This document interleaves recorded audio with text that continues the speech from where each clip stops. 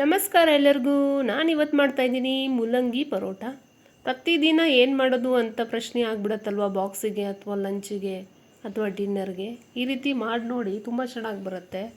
ಫಸ್ಟಿಗೆ ಗೋಧಿ ಹಿಟ್ಟು ತೊಗೊಳ್ಳಿ, ಅದರೊಳಗೆ ಹೆಚ್ಚಿರುವಂಥ ಮೂಲಂಗಿ ಹಾಕ್ಕೊಳ್ಳಿ, ಶುಂಠಿ ಬೆಳ್ಳುಳ್ಳಿ ಪೇಸ್ಟ್ ಹಾಕ್ಕೊಳ್ಳಿ, ಸಣ್ಣಗೆ ಕಟ್ ಮಾಡಿರುವಂಥ ಈರುಳ್ಳಿ ಹಾಕ್ಕೊಳ್ಳಿ, ಕೊತ್ತಂಬರಿ ಸೊಪ್ಪು ಹಾಕ್ಕೊಳ್ಳಿ. ಬೇಕಾದರೆ ನೀವು ಬೇರೆ ಯಾವುದಾದ್ರೂ ಸೊಪ್ಪು ಕೂಡ ಹಾಕೋಬೋದು, ಇಲ್ಲಾಂದರೆ ಮೂಲಂಗಿ ಮೇಲೆ ಸೊಪ್ಪಿರುತ್ತಲ್ಲ ಅದು ಕೂಡ ಹಾಕೋಬೋದು, ಅದು ಕೂಡ ತುಂಬ ಚೆನ್ನಾಗಿರುತ್ತೆ.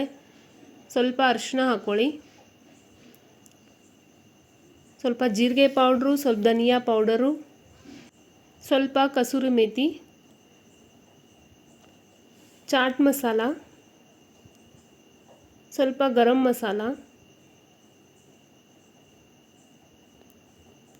ರುಚಿಗೆ ತಕ್ಕಷ್ಟು ಉಪ್ಪು ಮತ್ತು ಓಂ ಕಾಳು, ರುಚಿಗೆ ತಕ್ಕಷ್ಟು ಖಾರ. ನೀವು ಹಸಿಮೆಣ್ಸಿನ್ಕಾಯಿ ಬೇಕಾದರೆ ಕಟ್ ಮಾಡ್ಕೊಂಡು ಹಾಕೋಬಹುದು. ನಾನಿಲ್ಲಿ ಖಾರ ಪೌಡ್ರ್ ಹಾಕಿದ್ದೀನಿ. ಇದೆಲ್ಲ ಮಿಕ್ಸ್ ಮಾಡ್ಕೊಳ್ಳಿ. ಸ್ವಲ್ಪ ಸ್ವಲ್ಪನೇ ನೀರು ಹಾಕ್ಕೊಳ್ಳಿ, ಮೂಲಂಗಿಯಲ್ಲಿ ನೀರಿರುತ್ತೆ, ಅದಕ್ಕೋಸ್ಕರ.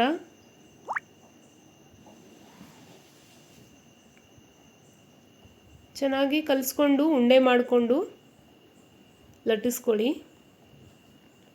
ತುಂಬ ಟೇಸ್ಟಿಯಾಗಿಯೂ ಇರುತ್ತೆ ಮತ್ತು ಹೆಲ್ದಿ ಕೂಡ. ಮೂಲಂಗಿ ತಿನ್ನೋದ್ರಿಂದ ನಮಗೆ ತುಂಬ ಲಾಭ ಇದೆ. ಮಕ್ಕಳಿಗೆ ಗೊತ್ತೇ ಆಗಲ್ಲ ಇದು ಮೂಲಂಗಿ ಪರೋಟ ಅಂತ, ಅಷ್ಟು ಚೆನ್ನಾಗಿ ಬರುತ್ತೆ ಮತ್ತು ಸ್ಮೆಲ್ಲು ಕೂಡ ಇರಲ್ಲ ಮೂಲಂಗಿದು.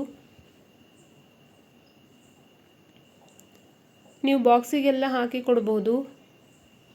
ನೋಡಿ, ಈ ರೀತಿ ಸಾಫ್ಟಾಗಿ ಡೋನ ರೆಡಿ ಮಾಡಿಕೊಂಡು ಲಟ್ಟಿಸ್ಕೊಳ್ಳಿ.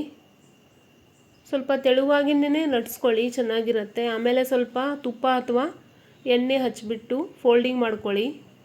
ನಾನಿಲ್ಲಿ ಟ್ರ್ಯಾಂಗಲ್ ಶೇಪ್ ಕೊಟ್ಟಿದ್ದೀನಿ, ನೀವು ಶೇಪ್ ಯಾವ್ದು ಬೇಕಾದರೂ ಕೊಡ್ಬೋದು, ಇಲ್ಲ ರೌಂಡಾಗೇ ಇಡ್ಬೋದು. ಈ ರೀತಿ ಎಣ್ಣೆ ಹಚ್ಚೋದ್ರಿಂದ ಏನಾಗುತ್ತೆ ಅಂದರೆ ಸ್ವಲ್ಪ ಕ್ರಿಸ್ಪಿನೆಸ್ಸು ಒಳಗೆ ಬರುತ್ತೆ ಮತ್ತು ಟೇಸ್ಟು ಚೆನ್ನಾಗಿ ಬರುತ್ತೆ ಫ್ರೈ ಆದಮೇಲೆ, ಮತ್ತು ಪದರು ಬಿಟ್ಕೊಳ್ಳುತ್ತೆ.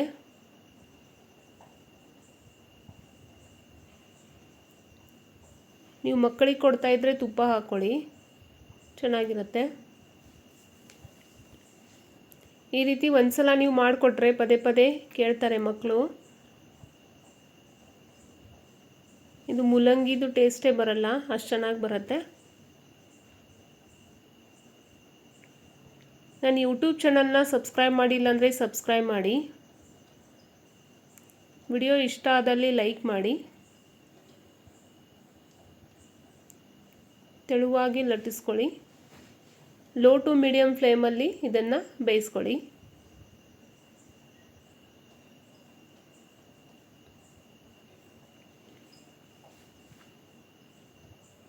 ಸ್ವಲ್ಪ ತುಪ್ಪ ಅಥವಾ ಎಣ್ಣೆ ಹಚ್ಚಿಬಿಟ್ಟು ಪರೋಟಾನ ಬೇಯಿಸ್ಕೊಳ್ಳಿ. ತುಂಬ ಈಸಿ ಕೂಡ, ಬೇಗನೂ ಆಗುತ್ತೆ.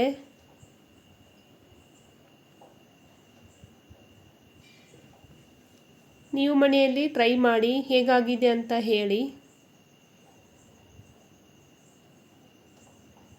ಇಲ್ಲಿ ನೋಡಿ, ಹೆಲ್ದಿ ಆ್ಯಂಡ್ ಟೇಸ್ಟಿ ಮೂಲಂಗಿ ಪರೋಟ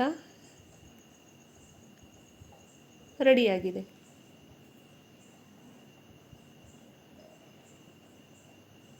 ಮೂಲಂಗಿಯಲ್ಲಿ ನೀರಿನ ಅಂಶ ಜಾಸ್ತಿ ಇರುತ್ತಲ್ವ, ಅದಕ್ಕೋಸ್ಕರ ನಾವು ಮೂಲಂಗಿನ ತಿನ್ನಬೇಕಾಗತ್ತೆ. ನೀವು ಚಟ್ನಿ ಜೊತೆ ಅಥವಾ ಮೊಸರು ಜೊತೆ, ಉಪ್ಪಿನಕಾಯಿ ಜೊತೆ ಈ ಪರಾಟನ ತಿನ್ನಬಹುದು.